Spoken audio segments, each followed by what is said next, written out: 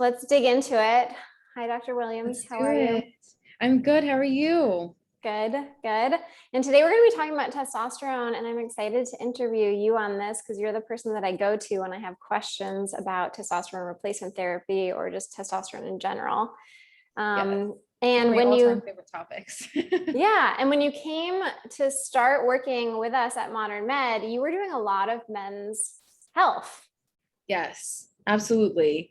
It's a big part of my practice, and I like doing it because it's so effective and helpful for men especially. So, Yeah, and what was the draw for you? How did you get into men's health originally? that's a really good question. I think I just kind of stumbled upon it after graduation and started seeing men coming to my practice, which I really welcome because I think that it's becoming less taboo over time but it's something that's so important that men are also going to the doctor, getting things checked and living a good, vibrant life and have a good quality of life. So I think it just kind of happened naturally. Yeah, that makes sense. And it's so true too that we see when men go on testosterone replacement or when you fix their hormones, they feel so much better. Same with women. So, but Yeah, night and it's a day. palpable difference for sure. All right. Absolutely. So let's dive into it. I want to start with like real basics, but first of all, testosterone it's a steroid hormone, right? So it actually works by going into the nucleus and Yep. changing our genetic expression, which I think is Yeah. super powerful. Yeah, it's pretty amazing how it can affect our cells. And also, I think it's always important to note that that comes from cholesterol. And so that's why it's really important that we have enough cholesterol and healthy fats on board because that's where all of our hormones come from. But testosterone is one of those. So that's really important that we have enough of that and can help with all of our hormones downstream as a result. Okay, yeah. So we need cholesterol for the backbone to actually make testosterone, and then all the effects of it are going to be downstream after it kind of changes our genetic expression from the nucleus.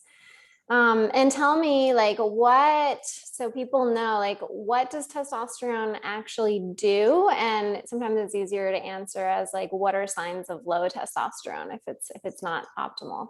Yeah, absolutely. So it's really, the man that comes in and is having a lot of issues with sex drive, hard time maintaining their erections. Often another sign to them always asking is, are you waking up with your morning erections? When did that stop? That's a really good sign. Even just general like fatigue, lack of like zest for life and motivation, having issues with depression, issues with gaining muscle mass. Those are some really big signs that I see. Yeah. So morning erections, this is an interesting one. People are going to be like, what do you mean? Am I supposed to have that? Can you talk a little bit more about that?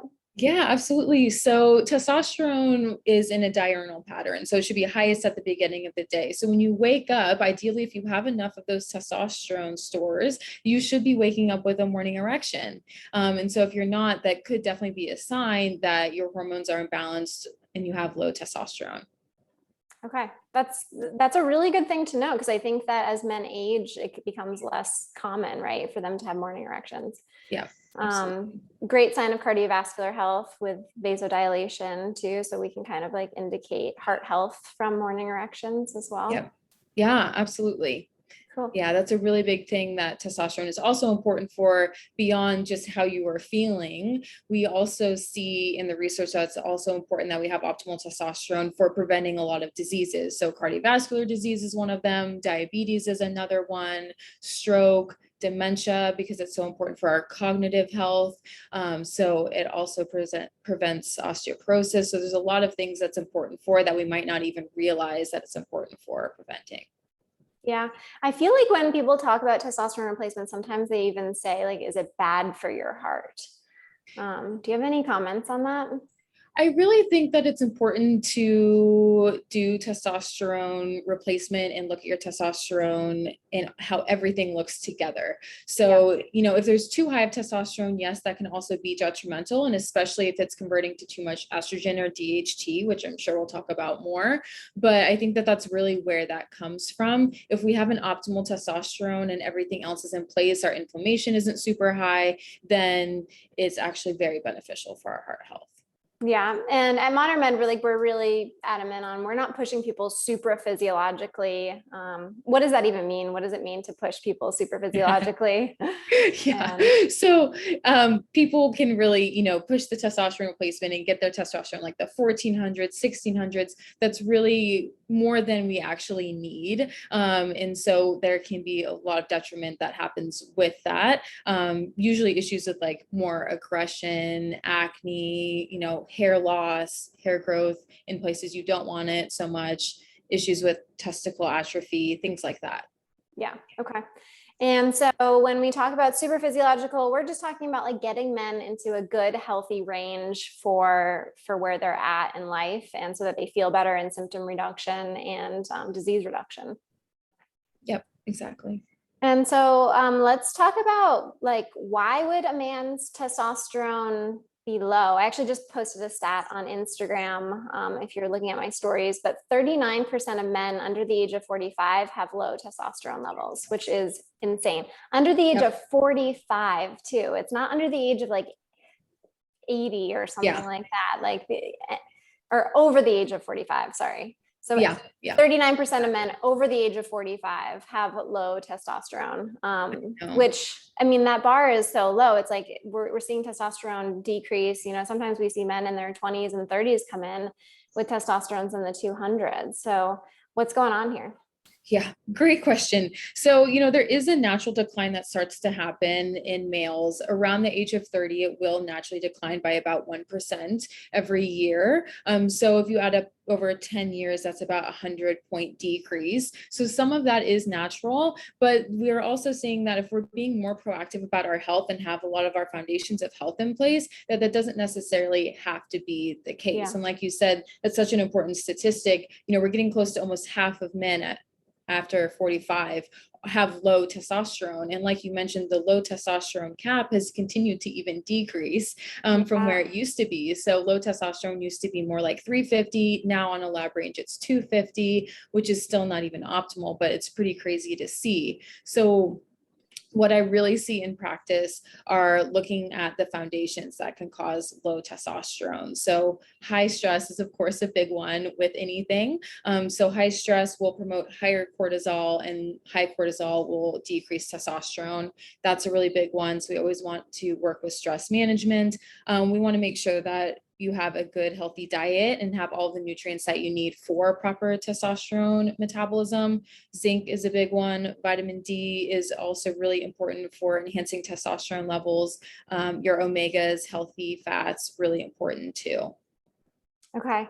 Yeah, that's, it's interesting. You brought up like the lab range thing, and I had written a blog about this looking at LabCorp.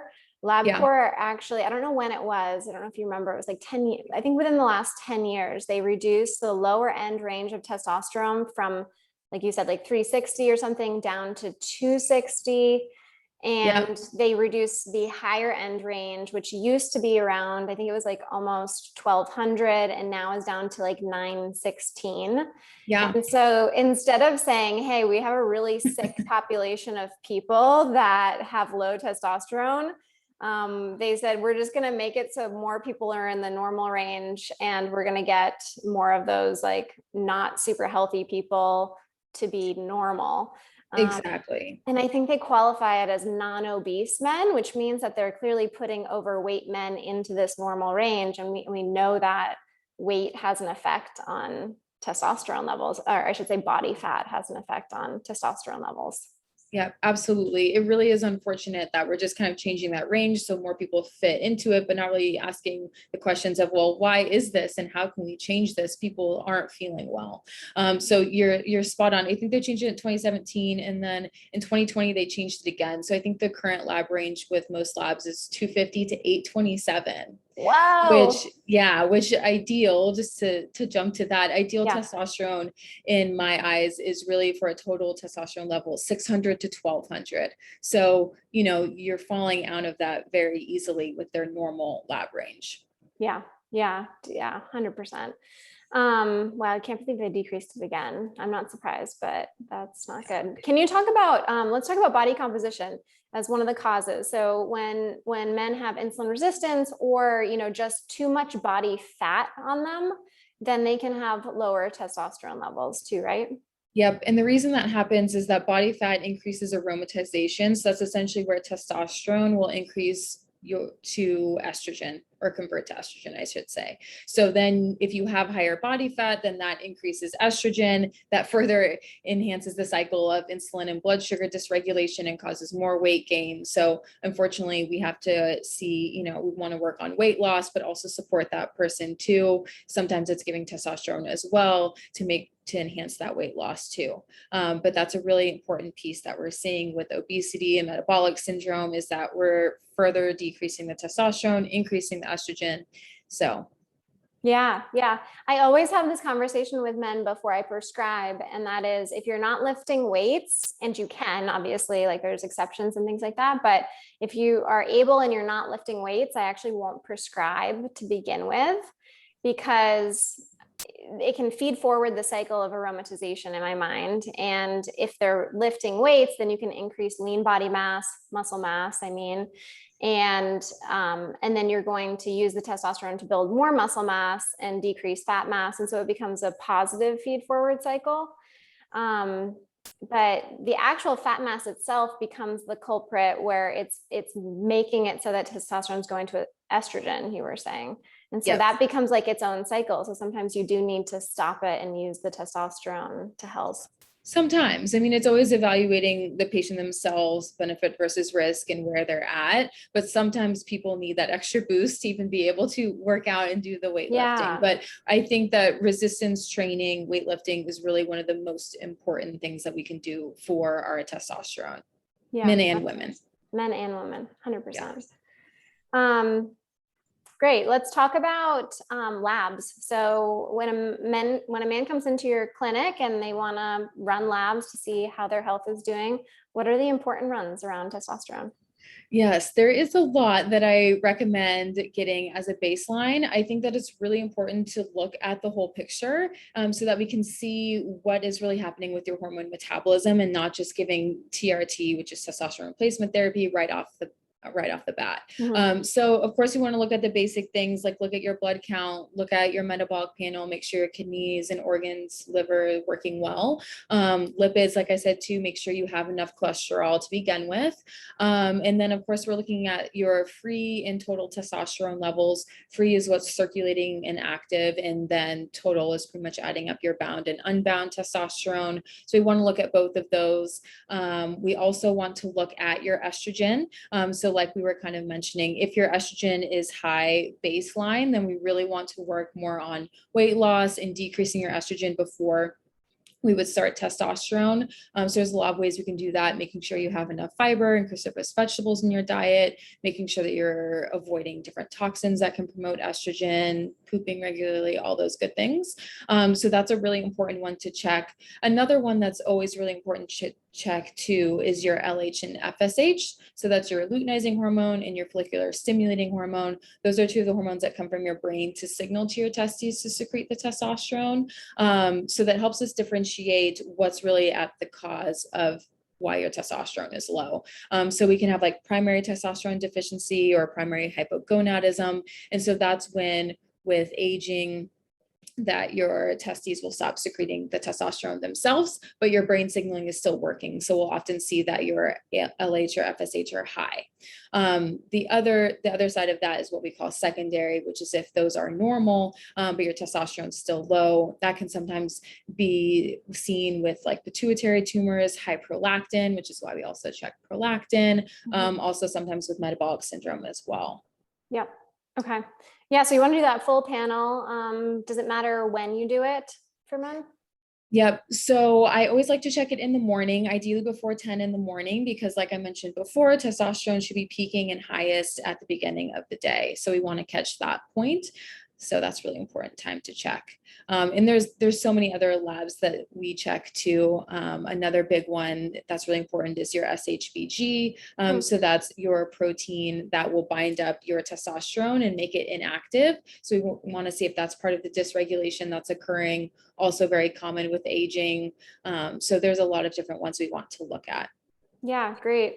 And what if like a 30-year-old man comes in to see you that has low testosterone? Are you going right to TRT, or what are you usually talking to? What would that conversation look like? Great question. So, not going right to TRT. So really looking at all those foundations for health. Usually in like my younger male patients that have low testosterone, there's something else that's causing it, whether that's high stress. We really work on stress management. I do tend to see lower cholesterol in younger male patients. So working with increasing that. And so I think that those can be really important. So we definitely start there. And like I said, if estrogen's higher, work with that. So really going through all of that, maybe also giving some additional herbal support that can be helpful. So herbs can be really great and supportive. We typically see that they're the most helpful if your testosterone is kind of in that suboptimal range, like upper 400s, 500s. Then we see more benefit with it than if it's actually low. But so giving some herbal support can be really helpful. And then typically, implementing all of that plan for at least like 2 to 3 months and then reassessing. If they're still really not getting benefit and we're not seeing any changes in labs, then we could consider some other options than actual testosterone replacement. Since testosterone replacement will actually affect your fertility, decreases sperm production, we have some other things that we can use in the younger male population. Two main ones that I use are Clomid, which is an oral capsule that you can take. It's an LH agonist. So that's how it works to indirectly increase your testosterone. And then another one that can be really helpful is HCG injections, which is that human chorionic gonadotropin. And that also works similarly to Clomid. So that way we protect the fertility, but we are still increasing the testosterone. So that could be an option if we're just really saying everything else is in place and it's still not budging, still having a lot of symptoms, then we go to that. Yeah. So really digging for the root cause, especially in younger guys, because why is there a testosterone issue? And sometimes needing a boost to help them even get to a good body composition, because if their T is so low, then it can be tough to get there. That makes a lot of sense. And we just had a question on Instagram about total hysterectomy. So I just wanted to clarify that so far we've just been talking about men's health. And so those ranges, the 600 to the 1200 optimal testosterone are definitely for men's health. Yes, not yes, for women. very different for females. So I just want to make sure that we're clarifying there. Although women need testosterone too, right? Yes, yes, still very important for sex drive and bone health and energy, but totally different range. Yeah. What is your optimal testosterone for a woman? What would you say? I really, I wanted to be greater than 20, ideally, upper limit about 45, I would say. Some say 60, but I often see if we get over that 45 range, we start to see those higher testosterone symptoms in women like acne, hair growth, and places you don't want to, like your chin. So want to be mindful of that. Same. I've worked in clinics where they push women closer to 80 with testosterone replacement therapy, and some women feel really good and have no symptoms. And then, but I totally agree. I feel like it's a little super physiological. It's higher than our normal. And that would be PCOS really if it was a woman in her reproductive years too. Exactly. Yep. All right. You talked about a lot of these, but if you had to give like top 3, top 4 most important lifestyle tips for testosterone optimization in men, what would those be? Resistance And it's going to training, be probably women my too. number one. Yeah. Which would with women too. But really resistance training is one of my top recommendations, lifestyle. Really want to make sure that you're lifting heavy too. People might think that they're doing resistance training, but really where we see the benefit is really, the heavy weights. Want to do that safely, of course, and build up to that, but that's where we see the most improvement. Diet, I would say, is another really big factor. So making sure, like I said, you're getting all those healthy fats, getting enough protein. Want to make sure that you're buying organic as much as possible. I do see that be a big one. It didn't touch on that with the causes, but another cause that I educate patients on is those environmental endocrine disruptors that are found in things like plastics and pesticides and phthalates that are often found in like non-organic foods too. So we want to make sure that we're just cleaning up the diet and avoiding those toxins as much as possible. Those toxins will lower testosterone and increase estrogen often. Okay. And then I would say the two other big ones that I find really important is sleep. So all of our hormone production and resetting is happening while we're sleeping. So we really find in the research we need to be falling asleep before midnight and getting at least 7 hours of sleep a night. And then in addition to that, I would say the other big one is really limiting that alcohol consumption. Mm. So alcohol too will lower testosterone by increasing estrogen. So we really want to make sure we're mindful of that. Even one drink has been shown to increase estrogen by 10%. So that's just further decreasing that testosterone. Got it. Got it. Yeah. So you've got a few things that can increase estrogen and symptoms of estrogen. I think you mentioned, but it's like the man boobs that we'll see is a really common one. Yeah, that's really the main one, is getting that fatty breast tissue growth, mood changes, sometimes low libido. Those are some common ones. Okay. And can you talk about, we need estrogen, or men need estrogen, right? So you don't want it super low either. What does estrogen do for a man's health? So estrogen is really important for weight regulation and for sex drive, also for ability to maintain erections too, energy. So it plays a lot of good, healthy roles too, also for like our bone health. So we want enough of it, but it's like anything, it's a balance. We don't want it to be too high either. Right. Okay. Yeah, I have seen, when we replace men, sometimes I think there's just a genetic piece to this too. And like, especially men that have more fat composition, that their testosterone will increase and they'll be at a good level, but their estrogen increases as well. Yep. Do you use a lot of anastrozole in those patients? I'm kind of on the verge with a few of my patients of having to push that, because DIM, our like first line naturopathic things haven't worked. Yeah, it's really a tricky situation. I try to avoid anastrozole and really work with lifestyle and find that most of the time we can eventually get that to go down. So like I said, fiber, cruciferous vegetables, DIM can be really helpful. I've seen calcium D-glucarate, chrysin be all helpful too. So I really try to work on that. I do avoid anastrozole, I would say, in most cases, but it's always an option to block that aromatase. Okay. Any reason you avoid it? I guess I just don't want the estrogen then to get too low, like we were saying. That's protective as well. So I think that's why it's really important to continue to monitor your labs when you are on TRT, so that we can make sure everything is in balance. So I think that's really the main reason I don't do it. Yeah, fair, very fair. Not a first line. And when do you recommend testosterone replacement therapy or TRT? Is it safe? And like, what are the options that a man has if they're going to do it? Yeah, absolutely. So it is very safe. I can start with that. So it is really safe. And like I said, helpful for preventing all of those different diseases that we talked about. And really, I think there's a misconception about, oh, well, testosterone can cause prostate cancer. And that's just really not true. The research does not say that. Prostate cancer is actually something that does naturally happen as we age. So there is no actual cause and correlation there with that. So I always like to clarify that. We do want to make sure that the patient doesn't actually have prostate cancer, and then we add TRT to it, but it is generally very safe. The main side effects that can happen are acne, affecting fertility, headaches. Those are really the big things that we see. So we just want to make sure, like I said, that we're checking regularly and keeping it safe. And also one thing that we check too is that PSA, which is your prostate specific antigen, making sure that that's staying below 4. That indicates that we don't have too much prostate growth and inflammation. So I think that that's really important, and it is really very safe.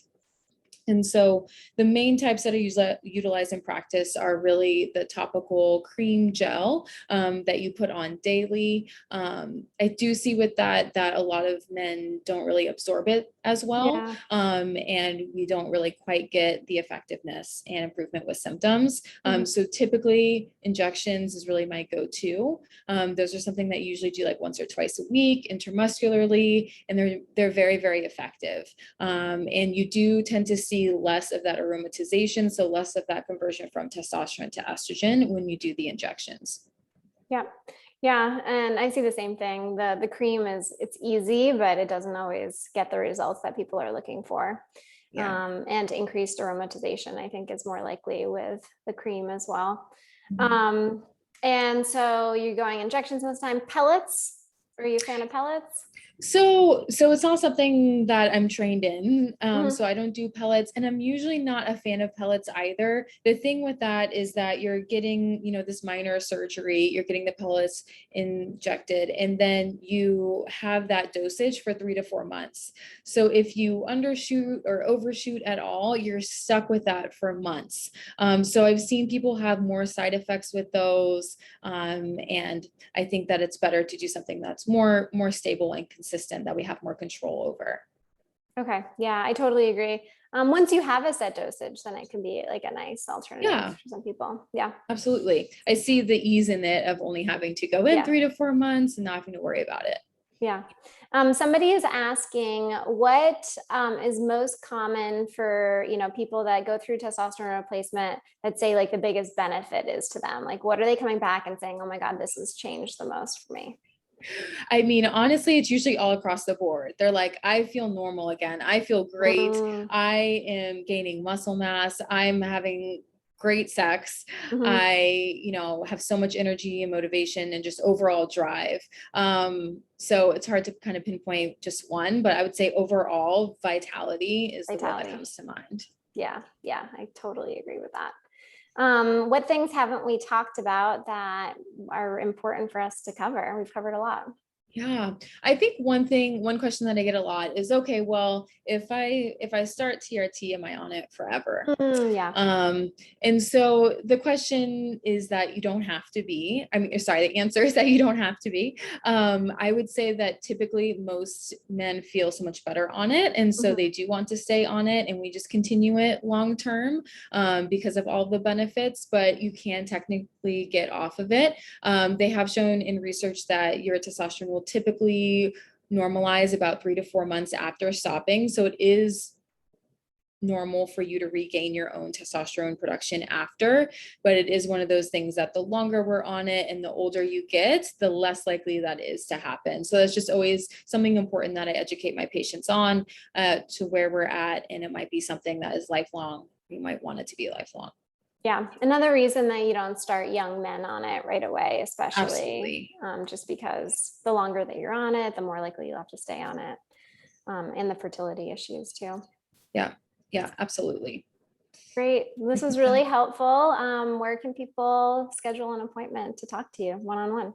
Yes, Modern Med, you can schedule online. We do complimentary phone consults so we can get to know each other over a 10 to 15-minute chat. You can schedule directly online. That's probably the easiest way. Yeah, cool. Awesome. Well, have a great weekend, Dr. Williams. Thank you guys for joining on Instagram. This video will be posted on Instagram as well as on our website under Dr. Williams's bio, and it'll be sent out to our email list. Please, DM me with your email if you want to be added to that list, and we'll come back on soon and talk about something else. Perfect. Thank you. Thank Happy you. Friday. Happy Friday. Bye.